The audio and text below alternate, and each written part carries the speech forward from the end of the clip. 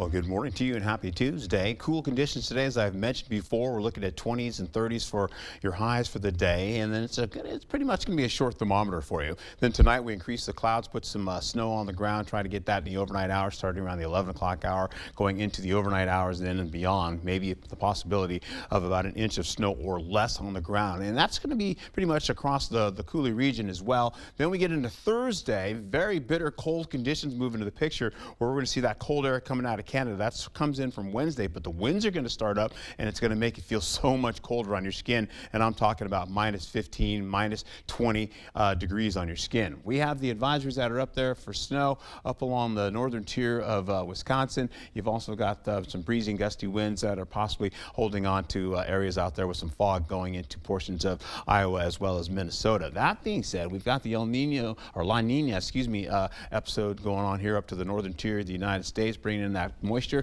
up into areas by the Rockies, and as well as bringing more of that rain into our area as well. And that's on the way. Now, what's building up is we're going to see this moisture starting to come in. The colder air is on the way, but you're also going to see a lot of short waves kind of sneaking through. We'll see a couple of them kind of move through, and then followed by that possibly later on in the daytime. And we also have a lot of lifting mechanisms that are going to ensure that we get more of the possibility of snow developing in the overnight hours. You can see that popping in with colder air on the way.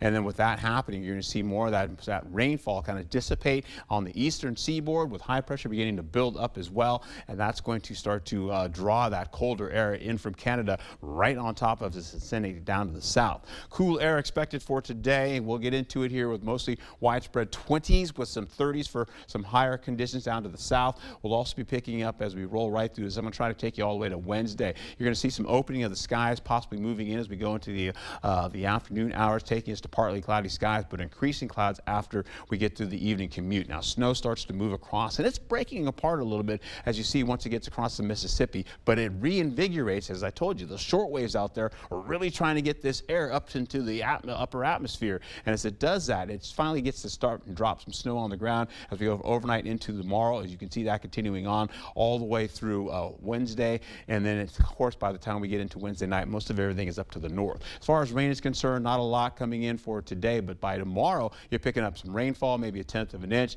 and then not much following suit after that. But then once you get into the snow starts to pick up as well. You're going to see that go all the way from Wednesday into Thursday, which is pretty much a break. Then Friday we come back in for more rainfall and snow possibilities. So let me get you to the 8-day forecast real quick to give you a peek at how this all plays out. And you're going to be seeing conditions to be like this: cool, cold, colder, and then by Friday we start to warm it up a tad bit, getting to 30s for the better part of the remainder of the next 8 days. Be safe out there.